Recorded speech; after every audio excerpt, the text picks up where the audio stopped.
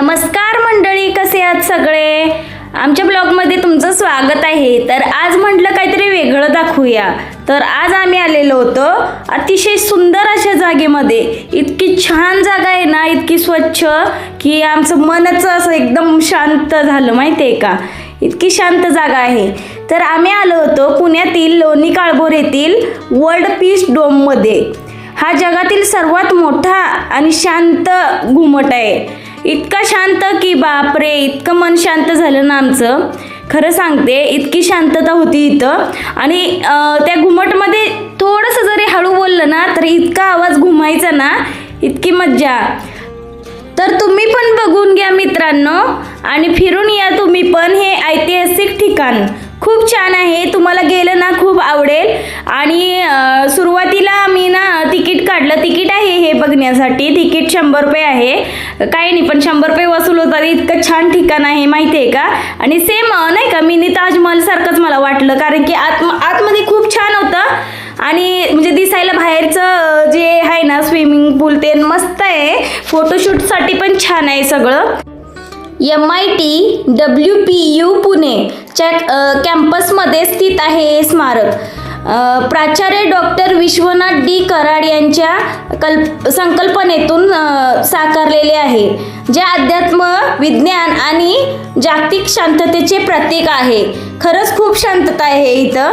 आणि जे जे महापुरुष होऊन गेलेत आणि प्रत्येक धर्माचे जे जे देवदेवता होते त्या सर्व देवतांचे इथं मूर्त्या ते नाहीत आतमध्ये. आणि त्यांचा जन्म आणि मृत्यू ते किती कालापर्यंत होते ते सर्व माहिती ते आतमध्ये आहे. तुम्ही व्हिडिओ शेवटपर्यंत बघा, तुम्हाला सगळी माहिती भेटून जाईल. आणि आम्ही पायऱ्या चढत होतो. प्रत्येक पायरीवर ना एक एक सुविचार असा संदेश दिलेला आहे. सुविचार त्यांनी लिहिलेला होता. इतकं शांत आणि स्वच्छ ठिकाण आहे ना, खरंच मला खूप आवडलं हे ठिकाण. बघा वरून हे ना असा नजारा दिसतो. इतकं छान वरून दिसत होतं. आणि त्याच्या खाली पण ग्रंथालय होतं. त्या ग्रंथालयामध्ये आम्ही गेलो होतो, पण तिथं ना फोटो काढणे, व्हिडिओ काढणे अलाउड नव्हतं, त्यामुळे मी काढलं नाही. पण ते ग्रंथालय इतकं शांत होतं ना, खूप छान होतं. आणि भूमी माझी शांत बसत नाही, त्यामुळं ना तिथं आवाज करणं बंद, म्हणजे आवाज करायचा नव्हता त्या ग्रंथालयामध्ये. त्यामुळं ना भूमीला पण जास्त नेलं नाही तिकडं. पण इतकी शांतता होती, मी जाऊन बघून आले ते. तर तुम्हाला जर काही इच्छा असेल बघायची तर नक्की जाऊन बघा. आणि वर्ल्ड पीस डोम याच्याबद्दल थोडीशी माहिती सांगते मी. ते IT विश्वराजबाग लोणी काळभोर येथे आहे, पुणे महाराष्ट्रामध्ये. आणि जागतिक शांतता, मानवी मूल्ये आणि विविध धर्मांमधील एकता प्रस्थापित करणे हा त्यांचा उद्देश आहे. छान उद्देश आहे त्यांचा. प्रत्येक धर्मामधील जे जे संत महात्मे होऊन गेले त्यांच्या सगळ्यांच्या मूर्त्या आहेत बघा. ही आहे मीराबाईंची मूर्ती, परत येशू ख्रिस्तांची पण मूर्ती होती. प्रत्येकांची मूर्ती होती. ज्यांनी शांतता व आपल्या धर्माबद्दल जे जे काही सांगितले, हे संत तुकारामांची मूर्ती होती. म्हणजे प्रत्येक जे जे कोणी संत महात्मे होऊन गेले ना, त्या सर्वांची मूर्त्या याच्यामध्ये आहेत. आणि त्यांची माहिती सर्व काही दिलेलं आहे. हे येशू ख्रिस्तांचं आहे. तर तुम्ही पण बघू शकता, बघून येऊ शकता. खूप छान आहे. आणि त्याची वैशिष्ट्ये सांगते. हा जगातील सर्वात मोठा घुमट आहे, जो अध्यात्म आणि विज्ञानाच्या मिलाफामध्ये दर्शन घडवतो. खूप छान असा संदेश दिलेला आहे त्यांनी. आणि विश्वशांती प्रार्थना हॉल खाली आहे त्याच्या. विश्वशांती प्रार्थना हॉल, तो हॉल शांतता प्रार्थनेसाठी एक भव्य हॉल आहे. आणि तो हॉल ना आम्ही गेलेलो तर बंद होता, कारण की काल संडे होता, त्यामुळं सगळं बंद होतं ते. आणि जे ओपन होतं ना तेच दाखवते. बघा किती छान नक्षीकाम केलेलं आहे. आणि इथं जरी हळू बोललं ना तरी आवाज असा घुमत होता. साधा जरी बोललो ना तरी आवाज घुमत होता. इतकं छान वाटत होतं. आणि संत व वैज्ञानिक पुतळे, जगात शांततेचा संदेश देणारा महान संत आणि शास्त्रज्ञांचे पुतळे ते उभे आहेत बघा. हे सगळे आहेत. हे गांधीजी आहेत, परत विवेकानंद स्वामी आहेत. सगळे म्हणजे जे जे शांततेचे प्रतीक होते ना, त्यांचे सगळ्यांचे पुतळे उभे आहेत. ज्ञानाच्या प्रसारासाठी 108 खांबांची लायब्ररी आहे इथे, आणि त्याच लायब्ररीमध्ये मी गेले होते. पण काय झालं माहिती आहे का, माझी भूमी शांत बसत नव्हती आणि तिथं फोटोशूट पण अलाउड नव्हतं, त्यामुळे मी फोटो व्हिडिओ काहीच काढलेले नाही आहे. याची वेळ आहे साधारणपणे सकाळी 9 ते 5. हे एक शांत ठिकाण असून येथे पर्यटकांना प्राचीन इतिहास, संत आणि विज्ञानाची माहिती मिळते. खरंच खूप छान माहिती मिळते इथे, आणि येऊन ना डोकं शांत होतं, खरंच सांगते.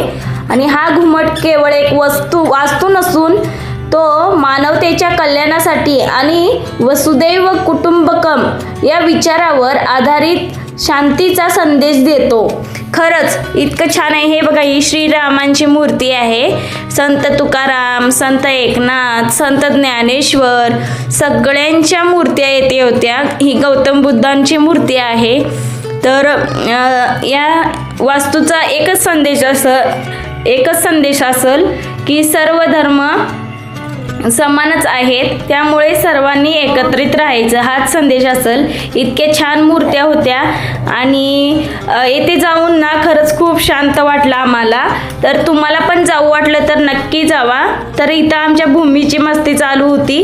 म्हणजे ना काय होत होतं माहिती आहे का, आवाज आला ना, आवाज छान असा घुमायचा, एवढा घुमायचा ना, त्या भूमीला मज्जा वाटत होती. त्यामुळे ती बोलत होती सारखं मम्मा पप्पा बोलत होती. आणि बघा ह्याचं किती छान असं हे केलेलं आहे, डिझाईन केलेली आहे बघा. आणि भूमी तिथं खुर्चीवर बसली होती, आणि कसं संडे असल्यामुळं ना सगळं शांत होतं असं वातावरण. बरेच जण येत होते बघायला, बघून जात होते. पण आम्ही बराच वेळ थांबलो होतो तिथे. बघा कसा आवाज येतोय, तुम्हीच बघा.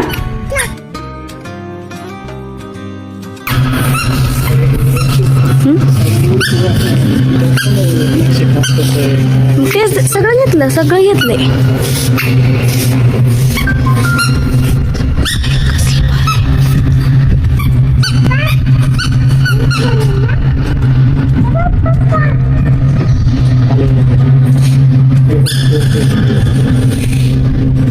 सगळं घेतलंय हो.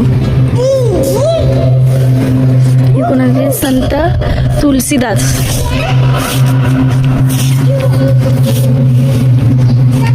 संत तुलसीदासांचं हे चित्रीकरण दिलेलं आहे.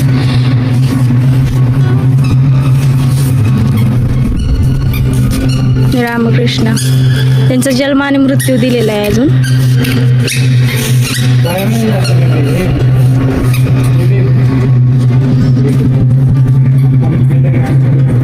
मस्त एकदम. गुरु नानक त्यांचं जन्मसाल मृत्यूसाल दिलेलं आहे. प्रत्येकाचं जन्मसाल मृत्यूसाल दिले. संत मीराबाईंची मूर्ती दिलेली आहे. छत्रपती शिवाजी महाराजांचं हे दिलेलं आहे.